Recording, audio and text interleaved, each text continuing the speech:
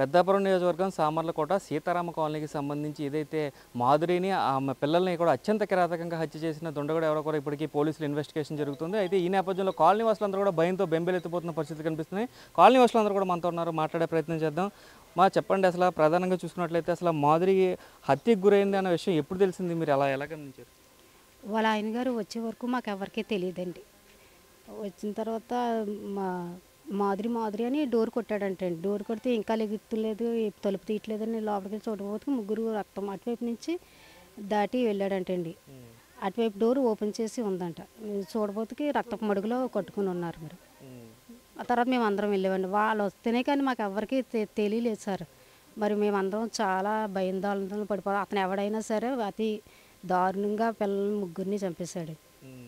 మరి అసలు వదలకూడదండి, కిరాతకంగా చాలా దారుణంగా ఇచ్చేసేసాడు. మరి ఎప్పుడు లేదు పేటలో ఇలా ఉన్నదంటే మాకు ఇక్కడ రక్షణ ఏముందండి.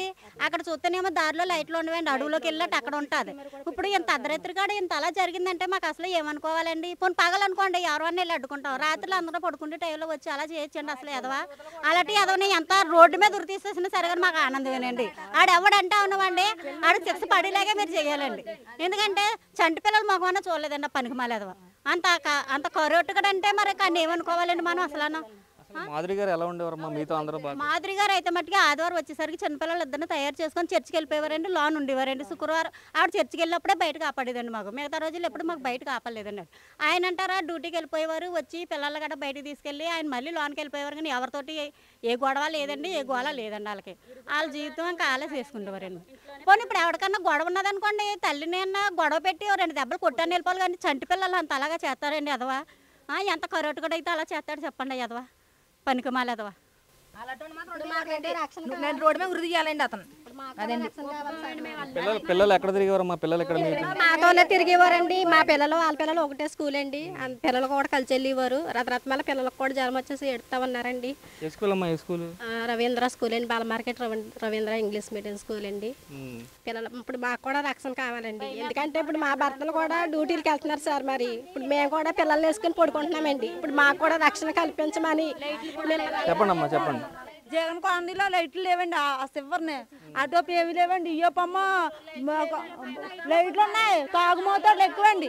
మా పిల్లలు అమ్మ అర్ధరాత్రి కూడా అవరాత్రి కూడా ఉద్యోగాలు చేసుకుని వస్తారు. మాకు ఏమి రక్షణ లేదండి ఇక్కడ అసలు. మా పేటలో గ్రౌండ్లో అత్తమాట తాగుతూనే ఉంటారండి, బండ్లు బయట వేసి. ఆ గ్రౌండ్లోకి వెళ్ళి ఇక్కడ ఆఫ్ చేస్తారు. ఇక్కడ ఆఫ్ చేసి ఆ గ్రౌండ్లోకి వెళ్ళి తాగుతారు. నైట్ 1 గంట 2 దాకా తాగుతారు. అవి పట్టించుకోరు. ఈ లైట్లో ఒక్కోసారి వెలిగితే ఒక్కోసారి ఎలాగో.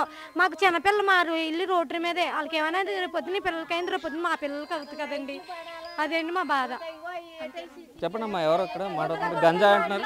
ఈ కొస నుంచి ఆ కొస దాకా రాత్రులు కుర్రయ్యలు తాగడం, గంజా తాగడం, మందు తాగేసి ఆ రోడ్డు మీద పగలు కొడతాం, కాయలు కూడాను. ఆడపిల్లలు డ్యూటీకి వెళ్తున్నారండి, 9:30కి వస్తున్నారండి. ఆ చీకటిగా ఉంటుందండి. ఏ పిల్లలన్నా మనం ఎంత రక్షణ మేము ఎక్కడ కాపాడుకుంటామండి.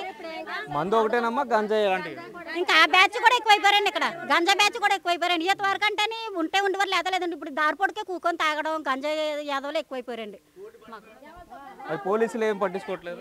పోలీసులు ఏమైనా పట్టించుకుంటున్నారంటే ఒకసారి వస్తున్నారు అనుకోండి, ఎక్కడికక్కడికి పారిపోతున్నారండి. మళ్ళీ వాళ్ళకి కూడా దొరుకుతలేదు. ఒకసారి 2 సార్లు వచ్చినా వాళ్ళకి దొరుకుతలేదండి. వాళ్ళు అసలు ఎంత మంచి వాళ్ళండి వాళ్ళు. ఆ యొక్క చర్చికి వెళ్ళేదాడే కనబడతారు, రోడ్డు మీద కూర్చొని పిల్లల్ని ఆడించుకుంటూ ఉంటుంది. నేను కూడా గుమ్మలోనే పడుకుంటాను, నాకు తెలియలేదు.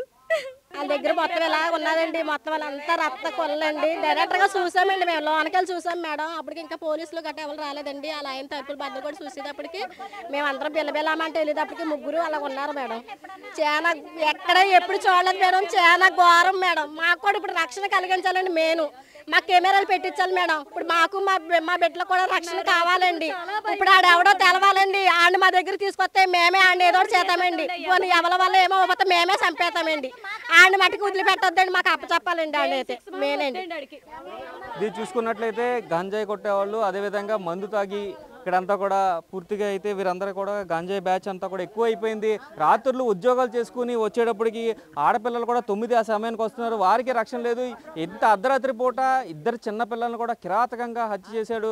అలాంటి దొండగుడిని వదలకూడదు, ఖచ్చితంగా అతన్ని నడి రోడ్డు మీద ఉరి తీయాలంటూ కూడా కాలనీ వాసులందరూ కూడా ముక్తకంఠంతో చెప్తున్న పరిస్థితులు ఇక్కడ కనిపిస్తున్నాయి.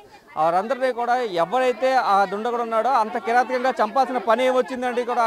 ఇవన్నీ కారణాలన్నీ కూడా వెలికి తీయాలంటూ కూడా ఇక్కడ కాలనీ వాసులందరూ కూడా కోరుకుంటున్న పరిస్థితి ఇక్కడ కనిపిస్తుంది. కెమెరామెన్ రవితో శంకర్, బిగ్ టీవీ.